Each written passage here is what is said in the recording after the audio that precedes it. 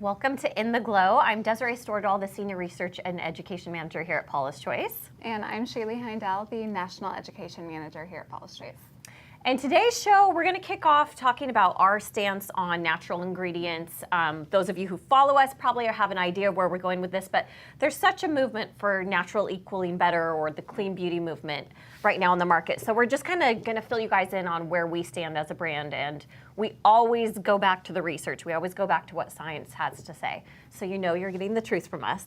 Just opening up what our stance on natural is, it's important to kick it off with saying, we believe there's good natural ingredients and there's bad natural ingredients. So whereas a lot of the market tries to steer you towards natural only, you would then be missing out on so many brilliant synthetic ingredients for skin, ingredients that there aren't natural forms of. And there's no reason to be scared of synthetic ingredients as a whole. And in fact, if you think about a lot of these natural ingredients, the process they go to get into a product, you know, they still have to come out of the ground and be cleaned and have preservatives in a formula. So yes, they're natural, and that's still a fine and great thing, but they're not quite as natural as just like taking something out of your refrigerator and putting it on your face. And it's amazing to have these wonderful natural ingredients, the ones that are not sensitizing or irritating to the skin, but having some synthetic ingredients in there can actually boost the benefits of those natural ingredients for reasons like cosmetic elegance, right? Some natural ingredients don't feel super great directly applied on the skin, so adding some synthetic ingredients in there to improve the texture of that formula, that's going to help. Sometimes they can also help with the stability of the formula. There are some natural preservatives out there. However, some synthetic preservatives are going to kind of yield better longevity out of those natural formulas and those natural ingredients. So let's dive into maybe what some of the common bad natural ingredients, and when we say bad, we mean problematic to skin, irritating to skin, research showing those inflammatory effects that they cause. Essential oils is probably the number one that comes to mind. We're talking about, you know, like lavender oil being one of the biggest, most common one that people put on their skin, and it's so irritating to skin. There's copious amounts of research backing that up. So just steering clear of essential oils in general. Citrus oils is another big one. Fragrance of any sort, whether it's natural or synthetic, isn't good for skin. Things like witch hazel. Menthol, eucalyptus. And I think it's important to remember too, you might not see that instant sort of inflammation on the skin or that sensitivity. So oftentimes if folks don't see it right away, they think that their skin is sort of immune to that sensitizing effect that the ingredient can have on skin. But more often than not, that damage and that sort of buildup of inflammation happens over a longer period of time. So it might not be what you're seeing right in the moment, but it's what you're going to see in a matter of days, weeks, maybe even months. In terms of natural ingredients that are good for skin, so many. We utilize a ton of them. We love them. You know, just off the top of my head, omega fatty acids that you'll find in our Omega Plus Complex Moisturizer. Tons of natural ingredients in there. The chia seed, the flax seed, those are really great for skin. A wonderful example of how you can take the best of what nature has to offer and what science has to offer, those synthetic ingredients that are lab engineered, and really marry them together to get a really robust formula that's going to provide so much for your skin. We were talking about essential oils. Not all natural oils are bad for skin. In fact, so many of them are really restorative, replenishing, fortifying for skin. And our Moisture Renewal Oil Booster is chock full of 9 different nourishing, antioxidant-rich, plant-based oils. This guy has like argan oil, jojoba oil, cranberry seed oil. The list, well, it's 9 ingredients long, but that's all you're getting. You're not getting any of the irritating or fragranced oils in here. You're just getting something that instantly replenishes skin. It imparts a really beautiful glow. We've talked about this product a couple times, but it is your #1 must-have travel buddy, in my opinion. Smooth flyaways, put it on your cuticles, put it on your face, obviously. Use it as a highlighter. It's so versatile, and it's not going to leave your skin feeling tight, irritated, or sensitive. A good example of an ingredient that like has a scent to it, but is actually volatile, non-irritating on skin would be coconut oil. So coconut oil completely fine to use. It's not going to be irritating, but it does have like that natural aroma to it.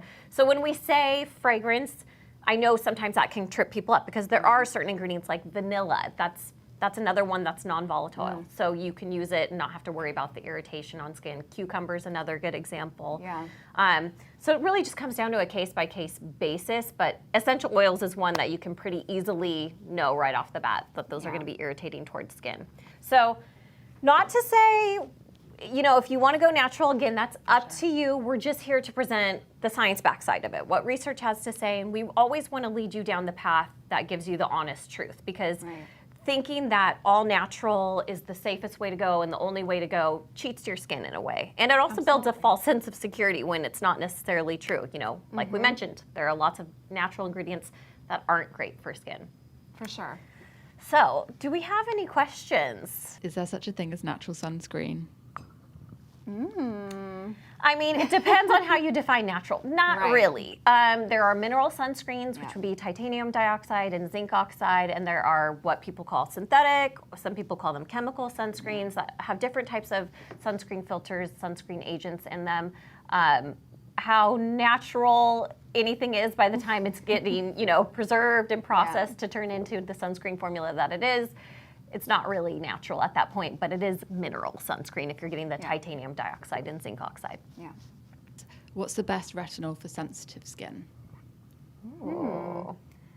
My first question would be if this person has ever used retinol, period, and what the concentration was there, if it was, you know, from their physician or if it was over the counter. Depending on the sensitivity level, you could start with, if you're really, really sensitive and you're really, really nervous, we've got several options at the 0.01% level. You can find that in our Barrier Repair Moisturizer and our Intensive Repair Cream. Both are in the Resist for Normal to Dry Skin line. If you kind of want to start in the middle and go from there, our Intensive Wrinkle Repair Retinol Serum is a fantastic option at 0.1%. I like to think of that as kind of like an ACE formula. It's got vitamins A, C, and E, so it's going to help improve overall skin tone and texture, but it can kind of be a chameleon. You're going to see those additional antioxidant benefits from it too. And the second retinol question is, can you use it in your 20s, specifically if you have oily and acne-prone skin? Yes, absolutely. Retinol does have a lot of benefit for oily and acne-prone skin.